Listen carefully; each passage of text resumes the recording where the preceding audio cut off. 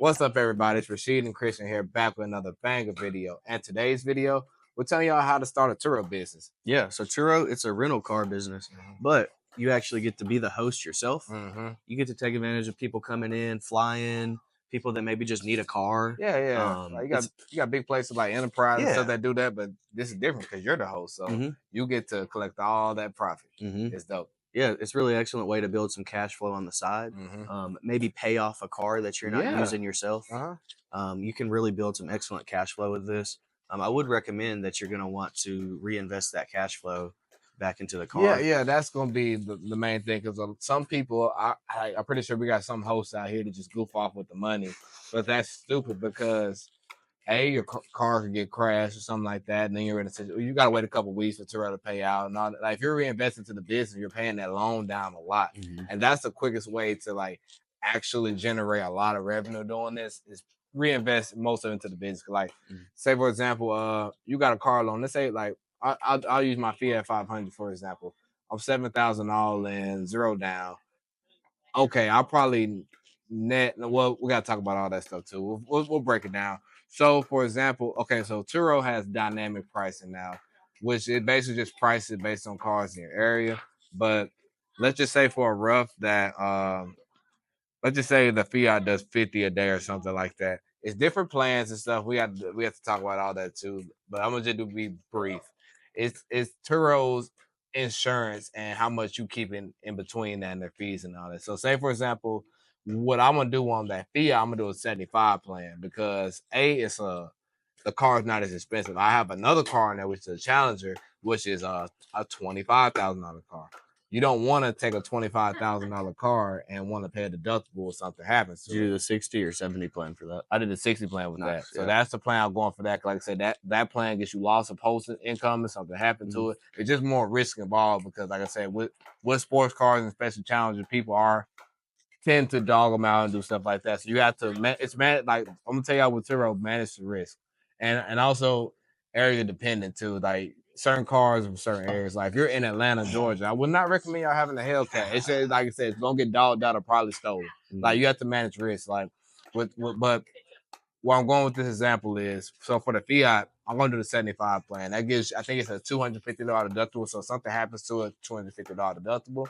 And what I plan on doing with that is the cash flow I do make off of it, because I'm probably, let's say I project to make gross probably $700 a month. I say I'm gonna be conservative because sometimes I'll make more. I think the Challenger might do at least 8 or 9 this month because, like I said, we're already 9 days a month. I already profited $500 off of, like I said, sometimes you can take advantage of like late payment. I mean, not late payment, late fees. So they return a car late. That's stuff you can get right there, and like the extras and stuff and like that. So I'm thinking it'll be a little bit more. But talk about extras and delivery fees. Oh yeah. So you can really run it up off of that, like extras. Like if you want to throw like say for example, you're by the beach, you can put a surfboard, beach equipment and stuff in the back. That's an extra. $10. People do on my Challenger on the trip is going on. Well, the trip is currently on now. I just got back. They did a prepaid refuel, which is $45. Wow. It'll take me $45. Is you serious? Yeah, he paid for that, a prepaid refuel, so you can return it back at any point. But I know my car doesn't even take $45. What about 35? It's about 35. So I just profited. I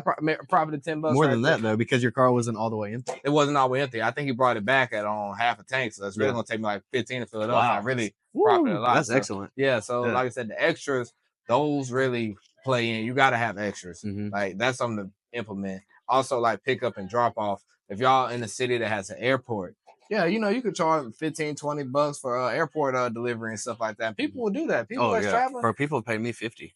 50 for a delivery. Yeah. Oh my God. Yeah. Like I said, people will do that. So like you got to take advantage of that. So like it's ways to upsell. Just off like your base price can be a base price per day, but it's ways to upsell. Them extras and like drop offs and stuff. That's mileage and stuff too. Oh, let's talk about that too. Mileage. Cause I know some people are like, well, my car is already at a high mileage and stuff, and I don't want people to be driving it too crazy. Okay, I got a solution for that. It's mile limit. You don't have to do unlimited miles. Unlimited miles is attractive to a lot of people because they want to just go across the thing, but it's kind of minimized risk. If you have like I said, you do it on your Tesla unlimited miles. I do, and then I just raise the price for those trips. And you raise the price for those trips, and that's how you do that.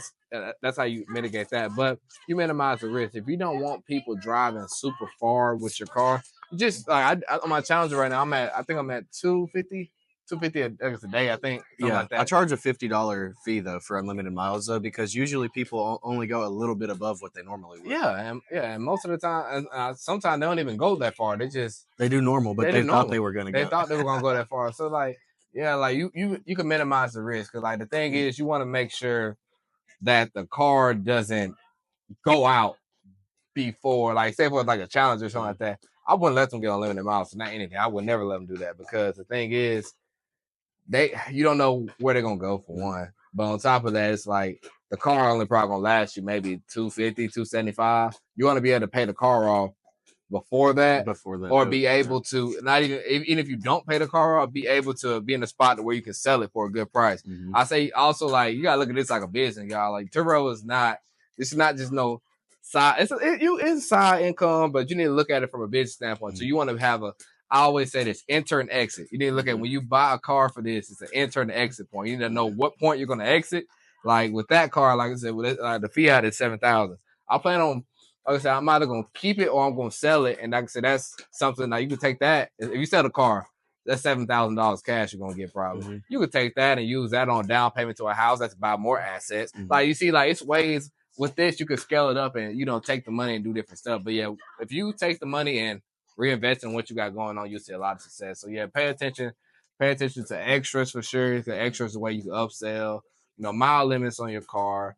I know if you're wondering, like, okay, well, what cars can I put on there? You want to talk about that? I know it's a 12-year, right? 12, like the limit is a 12-year limit. Oh yeah. You talk about that. Yeah, so it has to be under 130,000 miles, and it's got to be newer than 12 years old. So it can't be, for example, we're in 2024. You can't post a 2011. Yeah, you can post 2012 and up.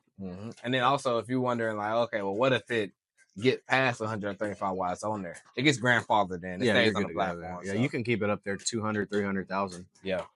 So yeah, and then also, like, purchasing cars, I will say, y'all probably wonder, okay, well, what if I want to buy a car? Like, what's the best method for me to buy a car, and like, how should I go about doing that? I mean, you gotta look around for deals. Like I said, I wouldn't recommend, like, if y'all just getting started. Most of y'all already have a personal vehicle. I say list down there first before you start getting other cars.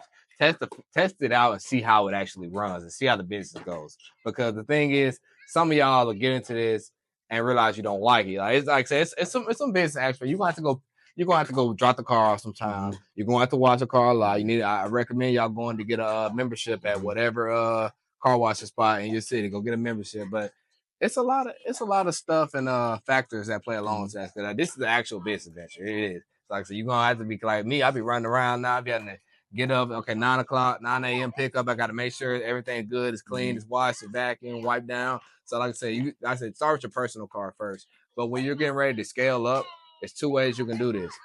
We can talk about the way we're doing, where you can actually bring in a partner, or you can actually just, like, get cars on your own and stuff like that. But I will say, like, first thing, if you're just doing the solo, start with economy cars. Like a Fiat 500, you can get a whole bunch of them for real. Like, and those have great ROI too. Yeah. I say start off with cars that are low in value, so you can pay them off quicker.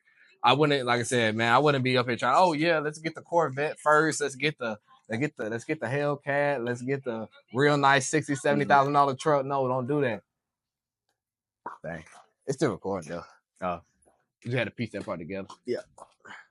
You say no, don't do that.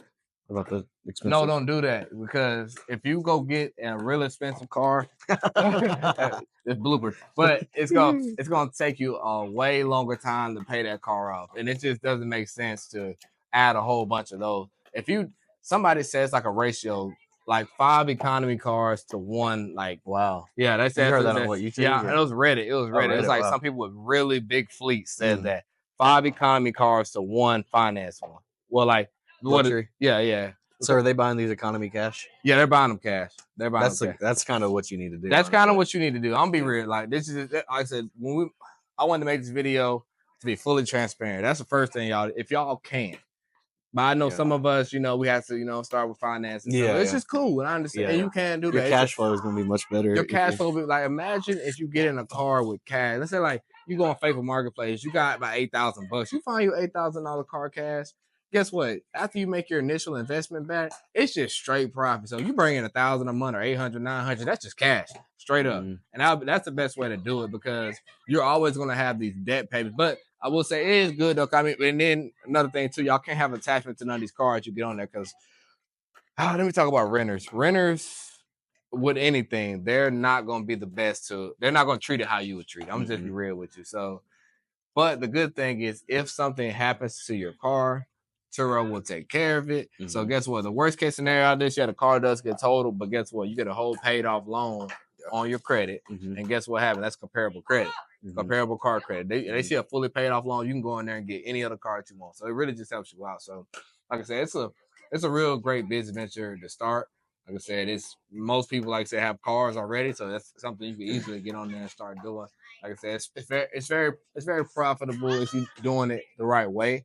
Like I said, I feel like if you're in a bigger city, some people can't deal with the profit margin. I will say that, like, because say for example, you're staying in like a New York or California, if you're only gonna be netting like $600-700 a month. Compared to like where their expenses is, so they're like it's not worth it. Oh, but, I never thought of it like that. So you got to think about your area. So that's why I say start with your personal car, just try it out, see what it does. See, here in Huntsville, we really bank a lot, like because like I said, our cost of living isn't that crazy compared to everyone else. So yeah, we make $600 or $700 in profit a month. We good. So like I said, test it out in your area, see if it works and everything like that. It's also Turo also offers financing for power hosts too. So once you start scaling up your business and get to the point where y'all got 3 cars on there, they offer financing for fleets. So you can get an LLC and actually, really scale up and like actually do the business venture. Like I said, you can make a lot of money. If people on YouTube that like has like mega fleets, they're making like $30,000 a month. I'm like, oh my God, like that's insane. And then like I said, you can just keep reinvesting in the business and buy more cars, but I ain't gonna lie, you gotta have at that point it really becomes a business. You need to find a place to park these cars. You're probably gonna need somebody to come clean them and stuff like that. So like I said, it can go as far as you want. You can keep it as a passive income source, or you can scale into an actual business. That's what I love about this. And it's like I said, it's really cool. Like it's a way to turn something that is liabilities to most people into an asset that can produce you cash flow. So yeah, like I said, go check out Turo if y'all need any help. We did drop a Turo course on internetmoney.net. Like I said, that goes real in depth and everything. We do an app breakdown on how to set up your card and everything like that on there. So if y'all want to check that out for sure, go on internetmoneyuniversity.net and go sign up for that. Anything else you want to throw in about Turo before we close out? Yeah, I would say, just make sure that you can afford the monthly payment if your car is out of service. Facts. Yeah, because like that's gonna be another thing too, because it happens, you're gonna need maintenance at some point. It's a car, it's gonna need maintenance. So your car is gonna be out of commission maybe a week or two sometimes. And you just need to make sure that you're not biting off more than you can chew, because like I said, it's gonna be in a bad situation if you can't pay the monthly payment, if it has to be in the shop or anything for that nature. Or like say for example, it gets like I was saying, like say somebody like get an accident or something like that, like you won't have to, the car gonna be out off of Turo for a couple of weeks. So if the payment is due at that time, you got to come up with the money to pay for it. So just make sure that's managing risk. Yeah, and anybody that's good with like, and this is not your first business, you already know risk management. That's one thing with Turo. Just know how to manage the risk and you'll succeed with it. A lot of people that get into this business don't know how to manage risk and they lose. They lose big time. Like I said, they bite off more than they can chew. They get a Tesla, a Corvette, they get all that kind of stuff with 700 payment. Then once one goes out of commission, they're screwed. Have you seen that? Yeah, I've seen it. And YouTube guys, they have mega fleets and they're like, oh, I'm getting out the business because somebody crashed my car and now I can't make the difference in between all the payments. That's biting out where you can choose. Like I said, that's why we said start off with economy, low end cars. It's okay to get you a Honda, Fiat, Toyota, because they're gonna rent for the same amount as a car that costs $30,000. I promise you it is. That what people don't understand. They don't like to mention that when they talk about Turo. A car, you can get a car like $7,000 and they're renting much of something for $25,000 or $30,000. So why would you take the route of getting a $30,000 car if you can get a $7,000 car, pay it off way quicker, and make more revenue? So yeah, that's all I got. You got anything else you want to talk about? That's good. All right. So yeah, y'all get started with Turo. Like I said, internetmoneyuniversity.net for a full course and breakdown on like how to actually like find cars, source cars, and all that. But yeah, go start y'all Turo business. I'd love to see what y'all do. We out. Peace.